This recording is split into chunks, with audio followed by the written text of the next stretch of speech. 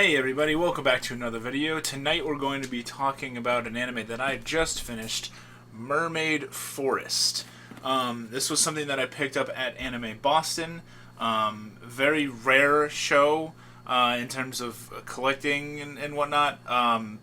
That's the only time I've ever seen that box set that it was picked up, and it's still currently unavailable last time I checked on Amazon. So that's kind of why I got it. One reason.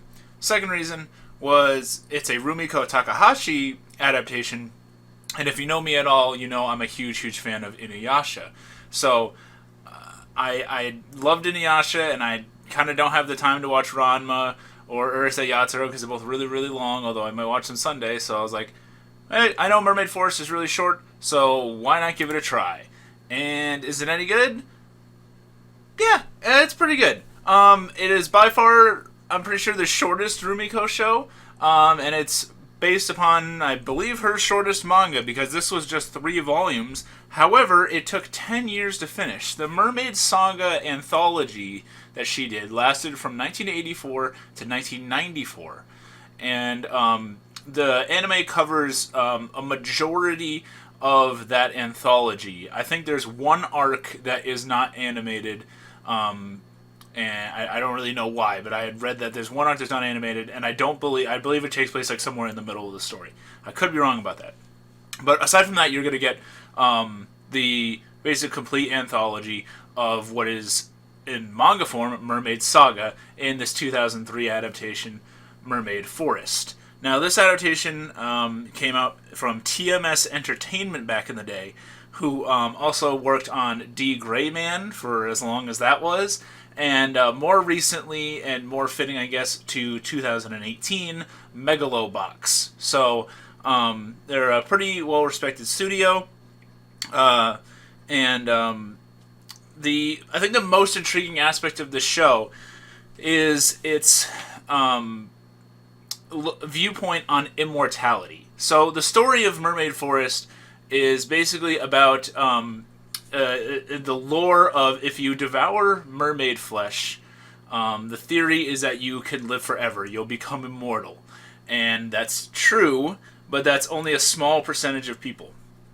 Like, 1 in every, like, couple thousand people that actually, you have to find mermaid flesh, which is already really rare, and then eat some of it, and then hope that you don't. One of 3 things is going to happen to you. You're going to die immediately, or you're going to turn into this monstrous creature called the Lost Souls, or Deformed Ones, on which audio track that you listen to, which is just like a mermaid monster, mermaider thing. Shout out to the Death Clock reference. And you lose all your humanity, and you're basically just like a wild beast. Or you become immortal. Those are your 3 choices. And our main character, his name is Yuta, and he ate mermaid flesh 500 years ago. It was given to him by a friend. He was like a fisherman or something, and they had found some. I think it had washed up. It kind of just found its way to them, and then him and I think 2 of his friends had tried it, and one died and one turned into a monster. And he was lucky enough, I guess, or unlucky, depending on how you look at it and how he looks at it, to become immortal. And I'm going to get this out of the way. I think immortality, for the most part, is a boring plot device. Mostly because I think that immortality would be boring in reality. I have no desire to ever live forever. I don't think that it would be that cool. I don't think that it would be the ideal situation to be in, because, as this show points out, your family and friends are all going to grow old and die, and then you're not. Like, you're just going to be living forever, stuck as you are, watching life kind of like pass you by. And yeah, you could learn a lot of stuff. I mean, you could argue that it would be cool, but Yuta's life, as long as it's been, and as you see in the show, has its ups and downs, and the show really showcases that, because it's not told in it's not really in chronological order. It kind of jumps around different portions of his life. A majority of the show takes place I would say in like the 90s or so, and he's about 500 years old. And that's when a lot of the major plot points happen. But there are several episodes that go back to when he was, say, 200 years old, in his 20s, 300 years old, hundreds of years in the past. Completely different landscape around him. Humanity is way different. He's way different as a person. He's experienced a lot less. He has romantic relationships. He has people. He got married and had a whole life hundreds of years ago, and she grew old and died in front of him.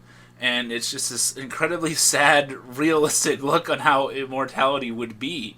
And of course, he's the main character in an anime, so he's had several girls that liked him in the past, but it seems that first wife or girlfriend, whatever she was, that he had the effect on him that he really didn't want to settle down with anybody because he didn't want to deal with the heartbreak. He had dealt with that once before, and he knows it sucks, because immortality kind of sucks.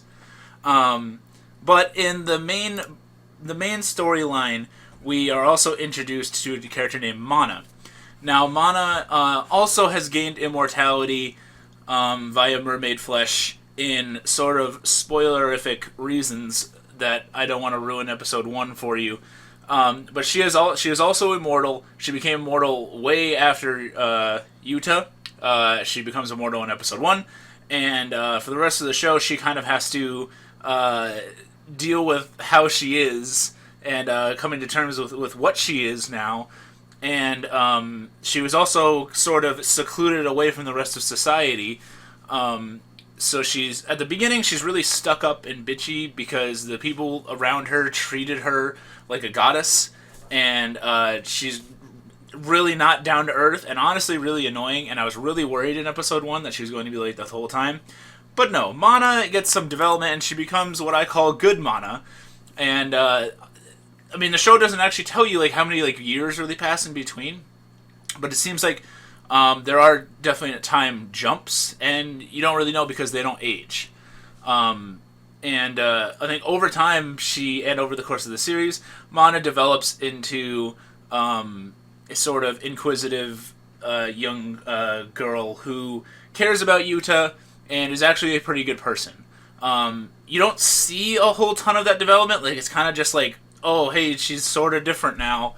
And I think that's because the show is so short. Maybe if it was a little longer, and I feel weird saying that about a Takahashi show, because I feel like she's used to doing manga that are really, really, really long. And if this work was really long, these characters would have probably got incredible development, but we also would have saw a lot of filler, let's be honest. Now, Yuta and Mana are really cool characters. What I really liked about them is that it hints at a romantic relationship, but it doesn't like go super all in. You know that they really care about each other. You know that they need each other. You know that there's not that many people in the world like them. There are other people that you meet that have eaten mermaid flesh before and are now immortal. But they, for the most part, are each other's only companions, and they kind of just... It's hard to describe it any other way. They kind of wander the earth, trying to, live the best life they can and appreciate the life that they have. But yeah, I found the whole immortality part of it to be really cool. It makes some of the episodes kind of dull because the pacing's kind of slow in this. But as a concept, it was pretty cool. The animation is pretty dated. It's from 2003, and there's a lot of recycled animation. There's a lot of, just people kind of looking off model at times, and it's just, it's alright for the time, but like, when you're so used to watching like more anime from nowadays, it just doesn't hold up. And even, to be honest, a lot of Inuyasha episodes looked a lot better than this. But what it does make up for is in music and in the dub, both of which are very good. The composer for the music was Kenji Kawai, and he did a great job with the soundtrack, and also the opening and ending themes are both really cool. Not very good visually, but the songs themselves are really good. And The dub is really cool as well. We have Liam O'Brien, who is the voice of Gaara from Naruto, voicing Yuta, and he's also in Monster. He's oh my god, Tenma in Monster. It was cool hearing Gaara be a good guy again, because I grew up with Gaara being sort of a bad guy and then a good guy, and then Tenma is a good guy, and now this guy's a good guy. So Liam O'Brien, I guess you're a good guy most of the time. But yeah, the dub was really good. The music was really cool. Overall, it's a short, sweet, memorable show, but I don't think it's something I would ever rewatch. I'm glad I own it as a collector, but I would say that I recommend to stream it. Because I don't recommend spending a ton of money at a convention like I did just to have the show, and tracking down the individual DVDs is also kind of difficult. But if you're someone that's kind of looking for a different story about like mythological creatures and that kind of lore and sort of the concept of immortality as a whole, Mermaid Forest is perfect for you. If you're someone that likes a lot of Rumiko Takahashi stuff, Mermaid Forest is pretty perfect for you. It's not as rom-com-y as the others, and it's not action-y as something like Inuyasha. But it's kind of like a hybrid of those. And I think that's, for what it is, it was pretty cool. And, one more interesting aspect of it, coming out of nowhere with this, is that I really enjoyed how so you could become immortal, you could become a monster, or you could just die. But when you become a monster and you become immortal, there are different ways that you could be immortal and different ways that you could be a monster. There's different varieties of monster, and there's different sort of levels of immortality, I guess. And I'll leave it at that. Hopefully that might intrigue you to watch some more, or it might just confuse the hell out of you. But if I go into any more detail, it'll probably spoil it, and it's only a 13-episode show. You can watch it in like a day. Which, maybe I recommend, I guess. But yeah, stream Mermaid Forest if you can. If you've seen Mermaid Forest, let me know down below what you thought about it. I would recommend the show also if you're looking for something from like maybe like the early 2000s, stuff that's like something like niche, that if you want to add a show to your anime list that like nobody really talks about, because I've never heard anybody really talking about Mermaid Forest in the past. If you want to be that guy that's like a show off that, hey, I've seen this show and no one's ever heard of it, and we all know that there's those people out there. I'm one of them. Alright guys, hope you enjoyed the video. Please, if you're interested, watch my live streams on Tuesday and Thursday evenings from 8 to 11 Eastern. And I'll see you guys in the next video. Thanks for watching.